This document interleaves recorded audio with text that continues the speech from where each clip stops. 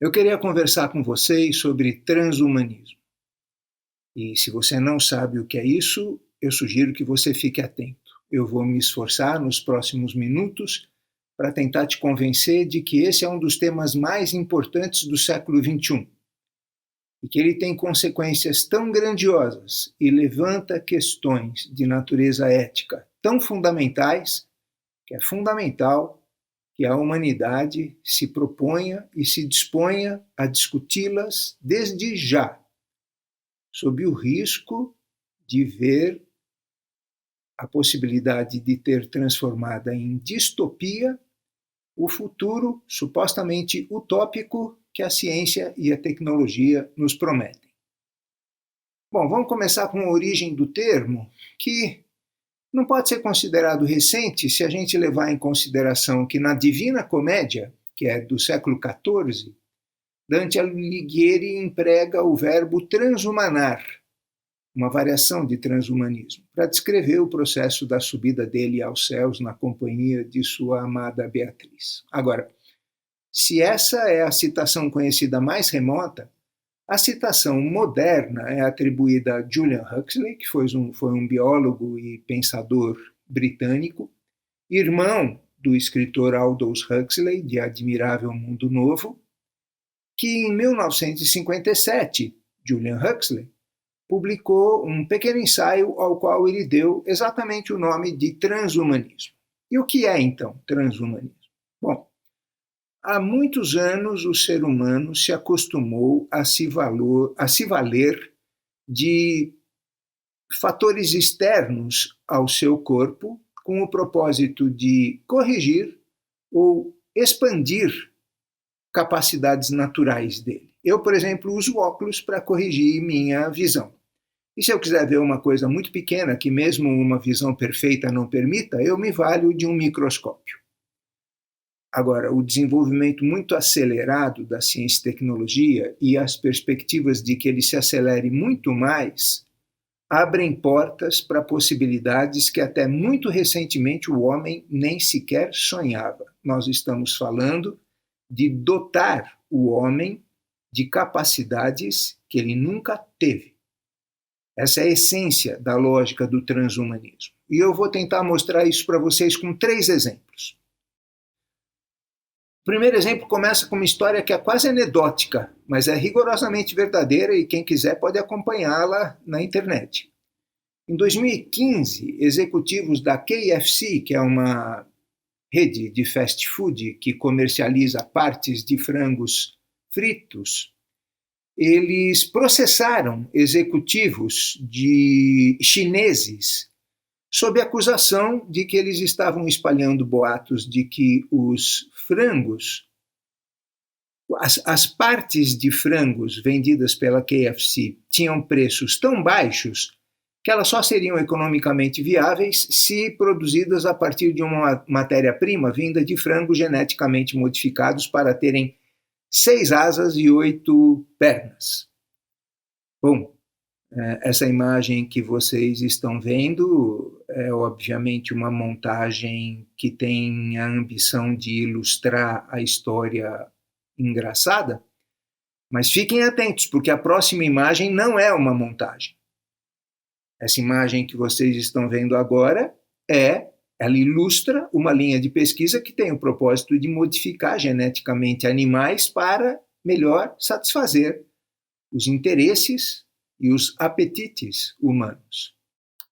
Bom, se essa imagem te deixou chocado de alguma forma e se questões éticas vieram à sua cabeça, então talvez seja importante que você saiba disso. Modificações dessa natureza também podem ser feitas em seres humanos e talvez demore muito menos do que a gente imagine para isso acontecer. Vou tentar mostrar por quê. No ano passado, em 2020, pela primeira vez na história, o Prêmio Nobel de Química foi concedido a 2 mulheres, uma francesa que trabalha na Alemanha e uma americana que trabalha na University of California, em Berkeley.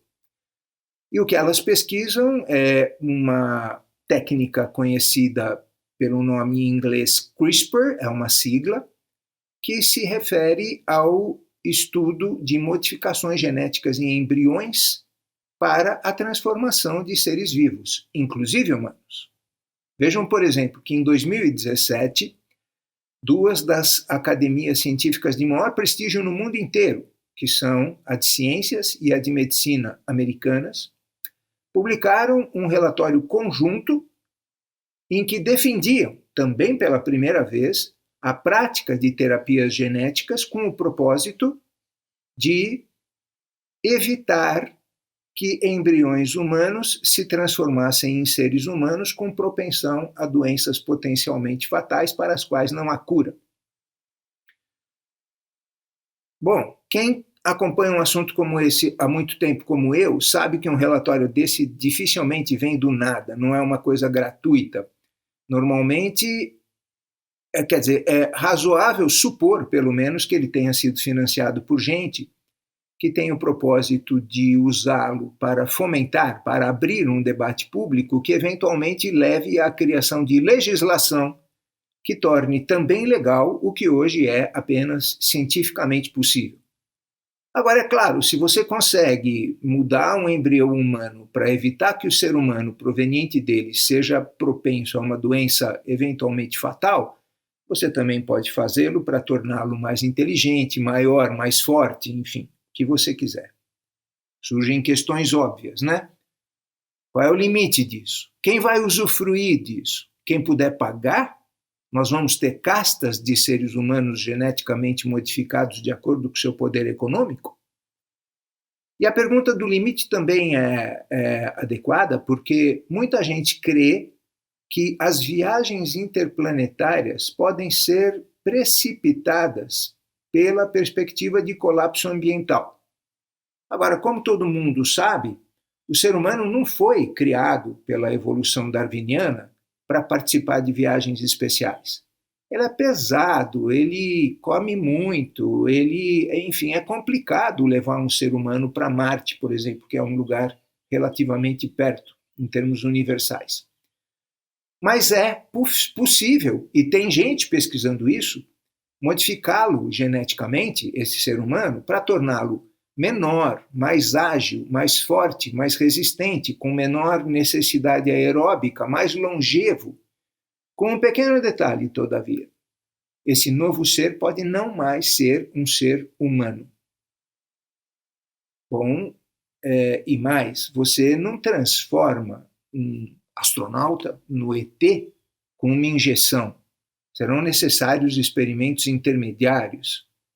E as questões que surgem, elas ganham um tom até sinistro. Por exemplo, o que a gente faz com o resultado de experimentos intermediários que, digamos assim, não derem muito certo? Muito bem, isso me leva ao meu segundo exemplo, e se eu comecei o primeiro com uma história anedótica, eu começo este com uma pergunta. Hoje em dia, quando a gente sabe que alguém completou 100 anos, a gente festeja, fica surpreso, mas já não fica perplexo, porque há muito tempo isso deixou de ser uma novidade. Bom, você já parou para pensar que você pode viver muito mais do que isso e que seus filhos e netos talvez possam viver 200 ou 300 ou mais anos? Se não parou para pensar, talvez seja a hora de você fazer isso. Foi o que fez, por exemplo, o Bill Marys, o festejado neurocientista que criou a Google Ventures e foi seu primeiro CEO. Há poucos anos, Bill Marys criou a California Life Company, a Calico Labs. E se vocês visitarem o portal da Calico Labs, vocês verão logo na entrada que a missão dessa empresa é enfrentar o envelhecimento, com o singelo propósito de curá-lo. Há alguns anos, Bill Marys deu uma entrevista dizendo que ele tinha quase $500 bilhão para investir nessa iniciativa. E nessa entrevista ele disse que ele acredita que pode viver 500 anos. E não é um maluco isolado, pelo contrário, é um festejado neurocientista que tem a companhia, por exemplo, de Peter Thiel, um dos homens mais ricos do mundo, doutor por Stanford, que co-criador do PayPal, que também deu uma entrevista cerca de 2 anos depois de Bill Marys, em 2017, se não me engano, em que ele diz que acredita que pode viver para sempre, que ele pode enganar a morte. Bom, eu não conheço cientistas sérios falando em imortalidade, porque não há nenhum sinal que catástrofes, doenças, acidentes possam todos ser evitados. Mas as pesquisas de enfrentamento ao envelhecimento vão muito bem. Por exemplo, Aubrey D. Gray, de Cambridge, um pesquisador britânico, recentemente deu uma entrevista em que ele avaliou em 50% a probabilidade de que nos próximos 20 anos o homem vai dominar não apenas o processo de interrupção do envelhecimento, mas também da sua reversão. Já estão falando nessa possibilidade. E para vocês verem como esse é um assunto importante e recente, na capa da revista Nature de dezembro de 2020, há pouco tempo, portanto, aparece um artigo de um professor de Harvard chamado David Sinclair, no qual ele fala sobre resultados muito impressionantes na reversão do envelhecimento de ratos. Bom, questões. Você está preparado para viver num mundo em que as pessoas não envelheçam mais? Ou que até se rejuvenesçam? Você está preparado, por exemplo, para ver seus pais eventualmente fisicamente mais jovens do que vocês, depois de algum tipo de tratamento? O que me leva ao meu terceiro exemplo, este eu começo tentando quebrar aquela ideia de que as coisas interessantes estão sempre no futuro e nunca no presente. Eu queria apresentar a vocês rapidamente 3 dispositivos que estão disponíveis para compra via internet. É o que a gente chama de dispositivos de prateleira. O primeiro deles é o Dev Kit da NextMind, que é um disco pequeno, leve, cerca de 60 gramas, que você pode prender na sua cabeça com o auxílio de uma banda elástica. E o que ele faz é o seguinte: ele captura as ondas elétricas produzidas no seu cérebro, através das sinapses cerebrais. Ele decodifica, ele aprende, com o aprendizado de máquina, o significado daquelas ondas e executa a intenção do usuário. Ele aprende e executa a intenção do usuário, dando a ele, por exemplo, controle completo de um computador, a ponto dele poder jogar videogame. Competindo com o DevKit tem a pulseira The Wrist da Control Labs, que faz essencialmente a mesma coisa e que foi comprada pela Facebook há pouco mais de um ano por $1 bilhão. Terceiro item que eu quero lhes mostrar é a coroa The Crown da Neurosity. O que essa faz é parecido com o DevKit, mas além de capturar as ondas elétricas do cérebro, ela interage com essas ondas elétricas, buscando reformatação e aumento da capacidade de concentração do usuário. Que tal você imaginar você mesmo competindo num exame de seleção com alguém que faz uso de um recurso como esse? Será que isso ajuda alguém a entender o absurdo que é questionar políticas públicas de ações afirmativas a partir de argumentos como a meritocracia? Bom, dando um salto agora, vamos falar de algo que é futuro, mas é um futuro aparentemente próximo e diz respeito à empresa Neuralink, criada por Elon Musk, aquele da Tesla, da SpaceX.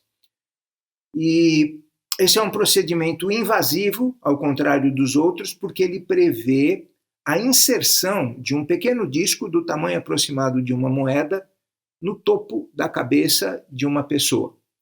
Esse disco tem chips e tem uns fios muito finos que têm o propósito de se conectar fisicamente com a rede neural do cérebro. Já tem até uma máquina, um protótipo de uma máquina que faz a cirurgia completa de implante. Bom, os propósitos declarados imediatos são, por exemplo, o da cura da tetraplegia, algo muito nobre. Mas os propósitos futuros são quase que ilimitados. Eles vão da telepatia, algo quase óbvio para um dispositivo dessa natureza, até, por exemplo, a conexão da mente humana com a chamada nuvem de informações. O que muita gente crê, Elon Musk é um deles, que é a única forma do ser humano conseguir manter contato e talvez controle daquilo que muita gente considera a assustadora perspectiva da inteligência artificial forte ou geral. Não há conhecimento de experimentos feitos com seres humanos, mas já há com animais como porcos e macacos, e quem quiser pode encontrar grande material a respeito na internet.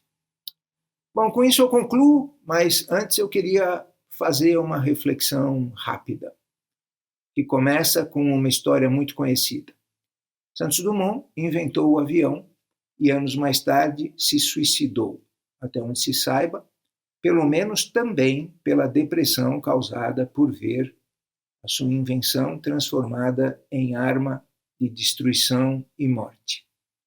Eu considero esse um exemplo lapidar do conflito, do paradoxo que pode haver entre uma utopia, um sonho idealizado, e uma distopia concretizada em fatos. E isso é muito perigoso, porque a história humana é muito ruim. É a história do sofrimento, da dor, causada tanto pela natureza, pela fome, pelas doenças epidêmicas, tanto por causas nada naturais, como a violência impingida pelos mais fortes aos mais fracos. Quem tratou disso muito bem recentemente foi um líder indígena e filósofo chamado Ailton Krenak, que escreveu um livro chamado Ideias para Adiar o Fim do Mundo, no qual ele desenvolve a tese de que a humanidade nem sequer existe, porque se ela existisse, ela seria tão má que Ailton Krenak faz questão de dizer que não se sente parte dela. E eu acho que é o caso da gente refletir a respeito mesmo. Eu volto a dizer, a história da humanidade não é boa. É a história de injustiças colossais, por exemplo, a escravidão. É algo tão gigantesco que não há como se falar em correção, em reparação. É impossível. Agora, se é difícil a gente falar sobre o passado e como corrigi-lo, há muito que a gente possa fazer pelo presente e pelo futuro. E é por isso que eu acho tão fundamental que as questões como essas que eu procurei ilustrar nessa conversa sejam discutidas e sejam discutidas imediatamente. Vejam, por exemplo, eu apresentei a vocês, eu me referi a cerca de 10, pouco mais de 10 pessoas nessa apresentação. Todas elas, com exceção do Krenak, eram brancas e de origem caucasiana. Eu fui professor de estatística a minha vida inteira. Eu me considero habilitado para levantar, no mínimo, a suspeita de que o sonho utópico dessa fração da espécie humana não necessariamente representa o sonho utópico de todo o resto da espécie humana que não faz parte dela. A humanidade chegou até aqui sem compreender que ela tem muito a ganhar se conseguir construir um mundo em que valores como a solidariedade, a inclusão, a cooperação, o respeito à diferença prevaleçam sobre os valores da ambição predatória que até aqui tem regido a humanidade. Até aqui o ser humano não foi capaz de entender isso. Me agrada pensar, ou ao menos desejar, que o transhumanismo nos leve a um grau de consciência que nos permita alcançar essa conquista. Muito obrigado.